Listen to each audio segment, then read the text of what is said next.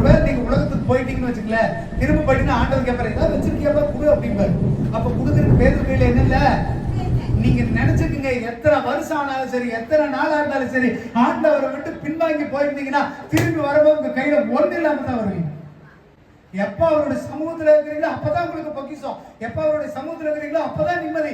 எப்ப அவருடைய சமூகத்துல இருக்கிறீங்களோ அப்பதான் சந்தோஷம். பேதுரு போனோன்னு திரும்ப ஏதாவது கையில இருந்ததா, ஏதாவது கொடுத்து கேட்கும் போது பேதுருட்ட இருந்ததா இல்லையா? அன்னைக்கு ஒண்ணு இல்லை, இன்னைக்கு ஒண்ணு இல்லை. ஆண்டவரை விட்டு விலகி நிக்கிற நாட்கள் நீங்க ஒண்ணு இல்லாம தான் கிடப்பீங்க. நிம்மதி இருக்காது, சந்தோஷம் இருக்காது, பணம் இருக்காது, பொருள் இருக்காது, அனாதையா தான் நிற்பீங்க. இன்னைக்கு ஆண்டவர் உங்களுக்கு சொல்றாரு, நீங்க எழுதி வச்சுங்க. ஆண்டவர் திருப்பி வரும்போது கேட்காட்ட, ரைட்டு ஃபுல்லா நீ போய் மீனை பிடிச்சியாப்பா குடு. உங்களால கொடுக்கறதுக்கு ஏதாவது இருக்குமா?